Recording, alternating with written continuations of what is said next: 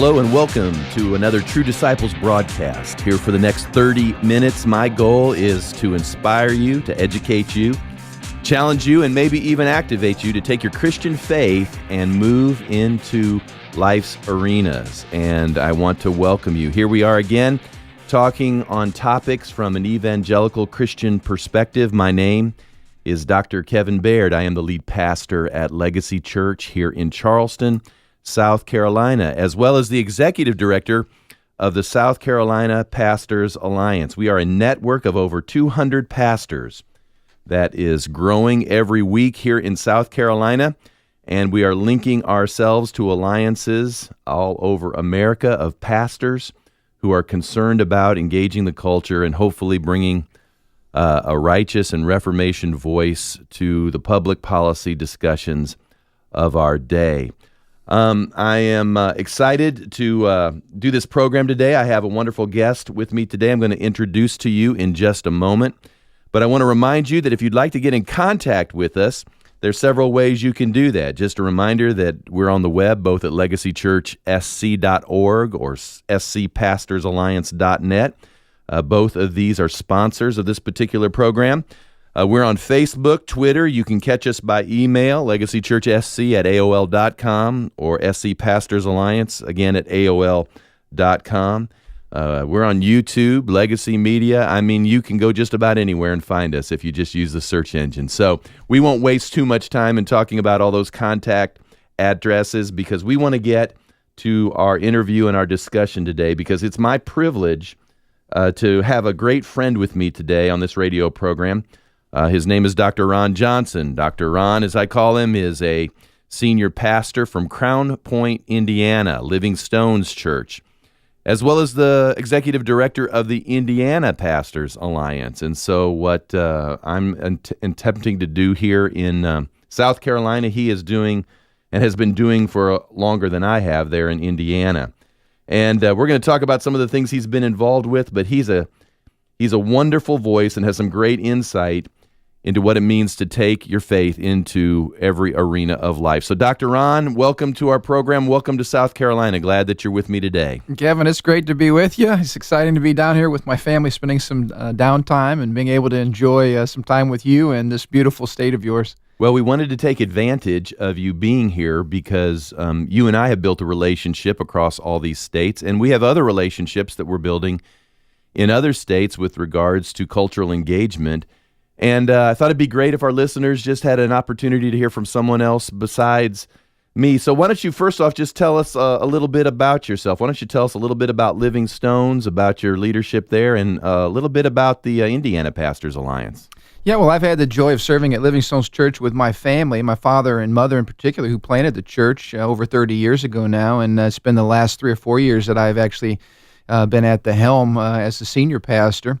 And through that whole process, as you know, ran for office, met some wonderful people down at the State House, and heard the same thing that you've experienced here in the state of South Carolina, just the incredible lack of engagement from pastors. And I really found people saying, what can we do to get pastors more involved? And that's when we kind of in a beleaguered manner launched the Indiana Pastors Alliance, just simply to say, man, if we don't get pastors back in the game, we're in a heap of trouble.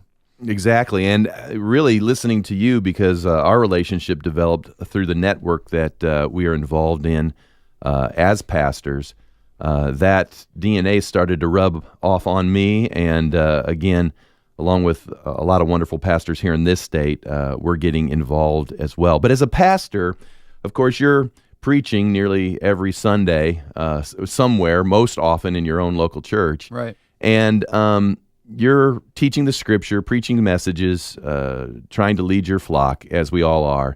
I want you to take just a moment and talk about the nature of the gospel with regards to pressing its truth into the culture and what it really means, perhaps, to be relevant. We hear a lot about relevancy today, but just spring off of that, and from your perspective as a pastor, as you're leading people, talk about the gospel and how the gospel should be applied in the culture. Well, one thing I think we've seen over the years is a shrinking of the gospel message and really what the gospel is. And one of the earliest declarations from believers was the simple statement that Jesus Christ is Lord. And that statement, Jesus is Lord, 3 words, but they are profound in their impact, because really what the early church believed was that if God was creator and he created all things, then all things must give him glory and must be connected to him. And the truth is coherent, and the truth is all wrapped up in a person, and that person is none other than Jesus Christ, the way, the truth, and the life. And so what I'm seeing today, and it's a foreign message, is that as we try to preach the Lordship of Christ over all things, it strikes people as a little odd. We're comfortable with Jesus being our Savior. We're comfortable with inviting him into our hearts. We're comfortable with going to heaven someday.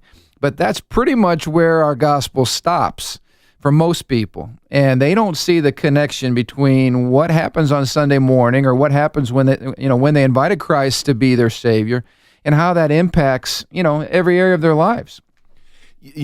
For many people when they come to church, of course, they're facing a lot of, personal issues. I mean, Right. People walk into church and they're wanting to sense some connection with God. Oftentimes, their lives are in difficulty, sometimes traumatic, falling apart. And it seems to be easy to zero in simply on the personal aspects of the gospel or scriptural truth. But truth is much broader than just our personal life, isn't it? Absolutely. And I think we both agree Jesus has the power to set people free, to heal marriages, to deal with the brokenness that's a part of our sinful world. And we preach a gospel that's alive, and that Jesus is powerful and that he wants to set people free. But unfortunately, that message can be turned on its head, because at the end of the day, Jesus doesn't exist for us. We exist for him, and we exist for his glory. And so part of coming to him properly is realizing, boy, he'll meet you where you are. And he loves you, and he wants to touch you, and he wants to heal you, and he wants to forgive you. But that's just the entry point.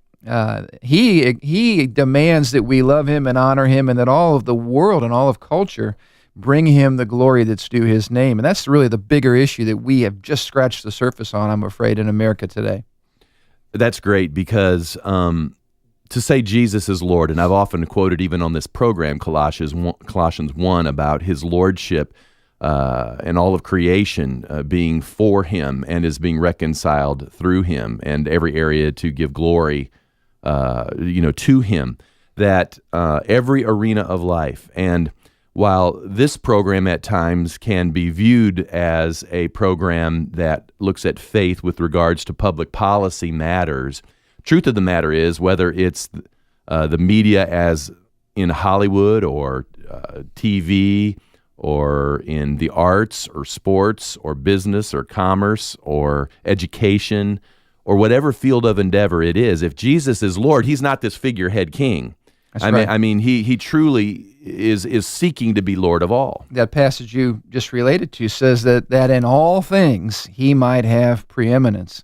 That is powerful. I mean, the gospel, when it's preached correctly, is radical, because Jesus doesn't just claim to be Lord over Christian people. I mean, he claims to be Lord over the entire planet. He claims to be Lord over every arena, even arenas that say, no, Jesus, we like you to stay out. All you Christian folks stay out, like government and public policy issues, separation of church and states invoked. No, he is in all things the preeminent one. And that's a radical statement that deserves us to pause and to say, wow, really? And if so, why does he make that claim?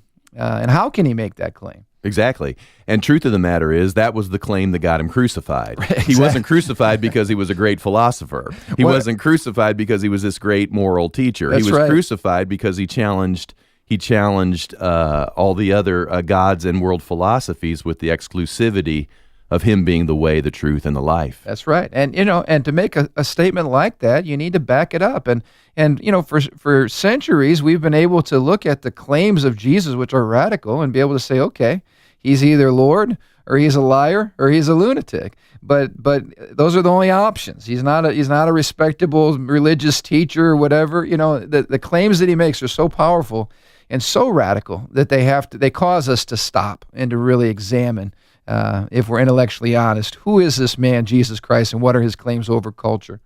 Well, this opens the can whenever we go down this road, and I hear it, and I think about it, about objective truth.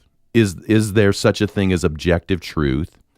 And secondly, that if there is such a thing as objective truth, then what leaps off of that are people's responses that begin to say to us, well, you can't push what you believe on us. You're pushing what you believe on us. And so liberty becomes a factor in the discussion. What does it mean to have true liberty? And so, I just, talk to that for just a minute, Dr. Ron, with regards to, objective truth. Well, first of all, the America that we're living in today would have been absolutely foreign to our founding fathers, who absolutely believed in objective truth. In fact, they believed that the transcendent truth of the gospel provided the moral foundation for government. You couldn't have government without virtue, and you couldn't have virtue without morality, and you couldn't have morality without the transcendent truths, of God's word. And so, to try to navigate this America today, where religious pluralism and relativism are king, they would have looked at that with confusion, because how do you do that? You have to have some overarching philosophy that guides all of your public policy, and we don't have that anymore in America. We're making up the rules as we go. The question we need to be asking is, how good is this going to be for our future, and we need to look at the outcome of some of this moral anarchy that's happening today in America. And I would argue again that truth is the proof is in the pudding, so to speak. Yes. You can adopt a certain policy, but eventually that's going to come to seed, and you will see the truth of that, because whether people ignore absolute truth or not, it's like ignoring gravity. You can ignore gravity all you want, but you just go jump off a building and you're going to have a rude awakening. Exactly. Well, here we are on the True Disciples broadcast. We are visiting with Dr. Ron Johnson. He is the lead pastor of Living Stones Church in Crown Point, Indiana, as well as the executive director of the Indiana Pastors Alliance. And we're having a wonderful discussion concerning the role of the church, of Christians, of pastors, and taking their faith into every arena of life. We're living in a day, it's interesting because I'll banter on different threads, whether they're blog threads, Facebook threads, social media, Twitter. It's amazing now how you can tweet things and other people will pick it up, and all of a sudden you're in this sort of debate, this right. 140 character debate on a Twitter feed all of a sudden. And it's interesting, again, one of the phrases that comes out is, well, that's your truth. Your truth, my truth is my truth. And, why can't we all just sort of get along? And the nature or the definition of things seems to be changing. We're redefining very important concepts in this era we're living in, so that what may have brought meaning to a previous generation now means something totally different to this new generation, and all of a sudden we find ourselves on some pretty tentative ground. Have you seen that as well? Absolutely. I think it's evident right now in what we're dealing with the same-sex tsunami that's really running headlong with religious liberty. It's nice to say, hey, let's all just get along, and you believe what's true for you, I'll believe what's true for me. That's all sounds so sweet and romantic, but at the end of the day, we live in a world where there are opposing truth claims, and sometimes these things run headlong into each other. And what do you do when you're a relativist and now you're trying to determine choice A or choice B when they're diametrically opposed? And the same-sex marriage issue right now is that issue. And we've heard folks in the Obama administration basically say that, here's the quote, and I'm paraphrasing, but basically, I can't think of a scenario in which the liberties of one's sexual choices would not trump religious liberty. So when push comes to shove, either we're going to allow Christians and people who believe in a biblical orientation towards sexuality to hold their values, or we're going to allow people to say, hey, who are we to say what anybody should be doing sexually? This administration says we're going to land on sexual liberty over religious liberty. So that's a great example of where some transcendent authority needs to come into play. And what our founders understood was if God is not that transcendent authority, then government will be. And if government is your transcendent authority, you will live under tyranny. And that's what we're seeing in America today. Well, this is a great arena because of the recent Supreme Court decisions concerning DOMA, the Defense of Marriage Act, as well as the Prop 8 discussions, and there is some legal nuancing. So we may not be the Right. two best people to deal with all the legal nuancing, but we can get really practical because we've been talking about the comprehensive nature of the gospel. We've been talking about how if you are a Christian and you say Jesus is Lord, that certainly has an effect on every aspect of your life. And so let's make this real practical for the people who are listening in here. So you're a business owner. For instance, Hobby Lobby right now. Maybe Right. we ought to just mention Hobby Lobby. Why don't you tell us a little bit what they're going through at this particular moment? As Christians, of course, we understand that our faith is not something private. It is not something that remains within our own minds or within our own homes or within the four walls of our churches. If you're a Christian businessman, then you want your biblical worldview to impact the way you conduct your business. And that's the way Hobby Lobby was founded and formed, and that's what they've attempted to do all these years, and they've done it very successfully, and they've built a great business. Well, they're being forced right now to violate those beliefs, violate their conscience, which is something, just to frame this, I can't think of a situation in the history of America where our government is forcing businessmen and women to violate their consciences to support Obamacare and basically the HHS mandate, which forces them to purchase coverage that performs abortion and provides abortifacient, drugs and these types of things. So this is unheard of in our nation's history. There should be an outcry among every freedom-loving American because this is outrageous. But that's exactly the kind of compartmentalized faith that secularism tries to create. You can believe whatever you want privately. You can believe whatever you want in your church, but don't try to bring those beliefs into the public arena. And again, this is unheard of. Whether you're a Christian or not a Christian, the trampling of these types of religious liberties and conscience violations by this administration is unprecedented, and it should be a cause of alarm for everyone. Yeah, let's do some righteous speculation with regards to this. Hobby Lobby obviously is the most recent, probably prevalent, high-profile illustration. But truth of the matter is, you and I both know that there are Christian bakeries, that are owned by Christian people who are electing not to perhaps participate in a same-sex wedding situation or ceremony. Photographers, photographers, as well. And we're not speculating on these. These are actual lawsuits, that have happened in America. So, we're not trying to be extreme or stir people up unnecessarily. This is actually stuff that's happening right now. People being fined, people being taken to court, people having to spend thousands and thousands of dollars simply to defend the right to not participate in certain things that they believe are sinful.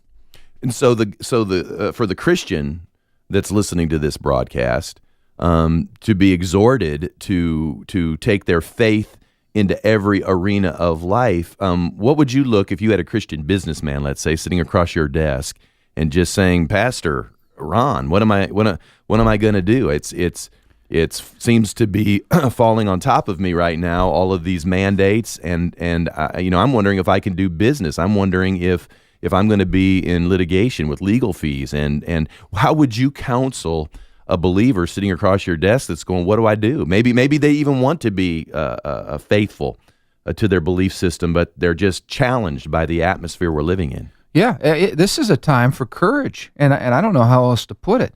I mean, when you can see what's coming, you'll either be the first one to stick your neck out or you'll be the last one, but you can't hide from this.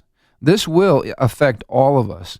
And I think we're looking at a time now when we're challenging people to be courageous, to stand for truth, to recognize, get your head out of the sand and recognize what is happening. And it's going to come at a cost. I mean, when we looked at the birth of this nation, People shed their fortunes, their lives, their blood. It cost them their families, their possessions.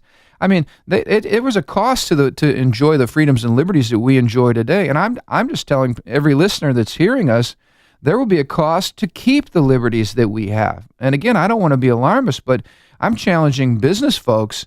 Hey, you're the front end of the spear right now. It's not the church, it's not the pulpit, it's the marketplace that's under attack right now. And basically, you're told, hey, believe whatever you want to believe, just keep it to yourself. You cannot bring that into the public arena, and you cannot do that. You have got to raise your voice, and you have got to be someone that crosses that line and says, you know what, you're not going to do this to me or to other people of faith. And there may be a cost involved. I hope that there's people like us and other churches that will rally around these folks and say, you know what, we've had enough, and you're not going to do this. We're not going to allow this to happen. It seems so obvious. I know when you and I talk, it just seems to be obvious that there is coming such a collision between now our nation's public policy issues that are being brought forward and with the Christian faith. It used to be that there was no tension there. There was a capacity to be able to function in this country. Even the non-believer, the atheist, could function in this country. That's right. As well as other religions. I mean, I can take you through our town right here and show you a Hindu temple. I can show you the Islamic mosque. And I think you and I would agree on this, and this is what most people have forgotten. The reason we've had this kind of open tolerance is because it was rooted in our Judeo-Christian worldview. Islam is not tolerant in that regard. Secularism is not tolerant in that regard. Communism is not tolerant, and every other ism out there is very intolerant. It's because this nation was founded on Christian principles that we've allowed people of other faiths or non-faith to express themselves in this culture. And that's part of our Judeo-Christian legacy of religious liberty that is under attack right now. And so it's huge for people to understand the blessings that they enjoy, the freedom of speech that they enjoy, and the freedom of religious expression that they enjoy comes directly from the soil of our Judeo-Christian heritage.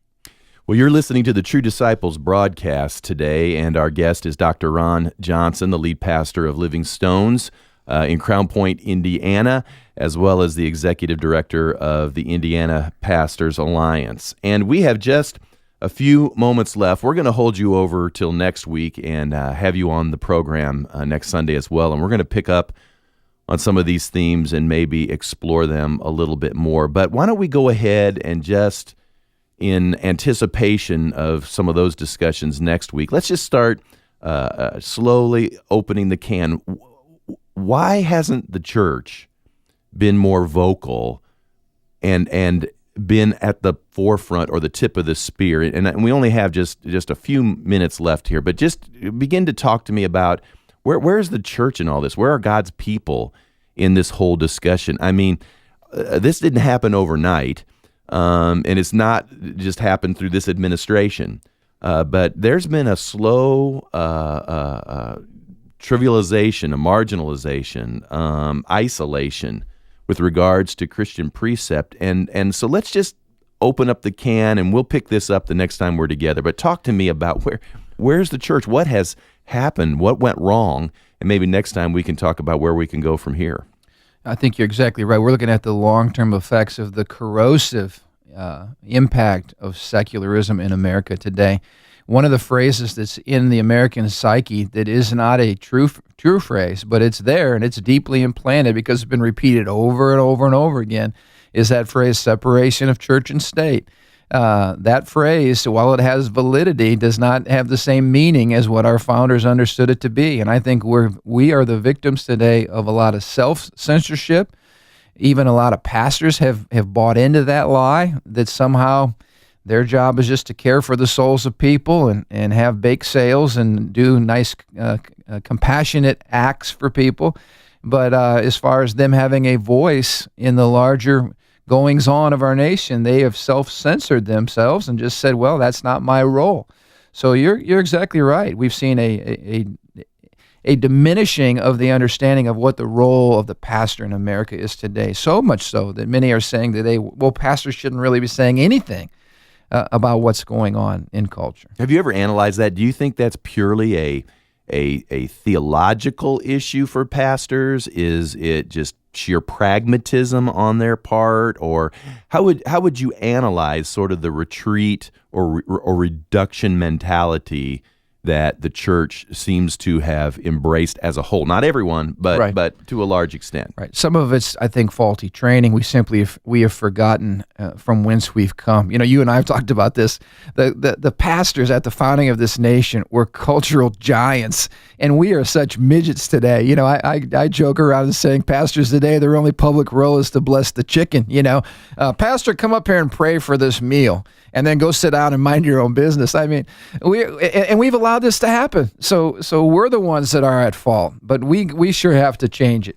Well, we sure do have to change that. And as you were saying that, I was thinking again, because both of us have spent much time historically. In fact, we were talking about a recent book that you were reading, and I've since downloaded into my Kindle with regards to really an overview of the role of the clergy in the foundation of this nation, and that our political leaders, our governmental leaders, would literally go to church and they would take notes on the pastor's sermon, by which they would go back to their roles as civic leaders and begin to work on public policy and legal issues that would take place through the legislative process. Yeah, pastors were the experts in the community on the theology of government. What's the role of government, the scope of government, how to conduct yourselves in government, the character of those who should be serving in government. All of these concepts came from the Bible. So it came as no surprise that pastors who were the most thoroughly immersed in the scriptures would have the best theology of not only government, but the marketplace, law, whatever the arena was.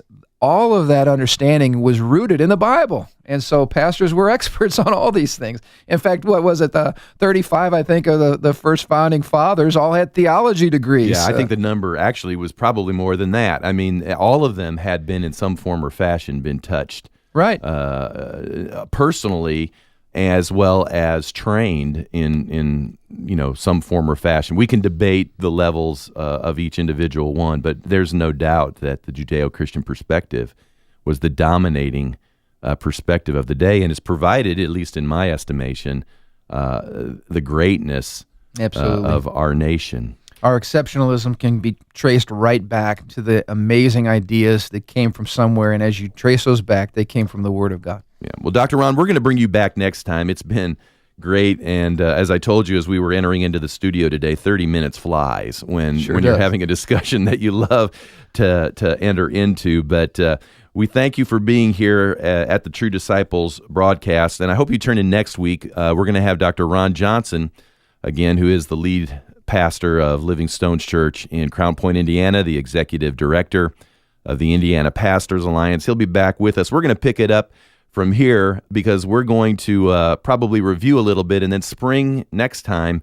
into talking about how we can optimistically go forward and where we go from here, and what you can do, if you're listening today, what you can do in order to be a more effective believer in taking your faith to whatever arena God has placed you in. Let me give you just one more time a couple of the ways you can communicate with us and check us out. A reminder, you can go to our websites at Legacy Church, SC, as in South Carolina, .org, and also check out scpastorsalliance.net. Both of these are sponsors for this program, and if you'd like to be a sponsor, I would love to hear from you, and we can share with you ways that you can participate in that, and we would love to make mention of you on this particular program.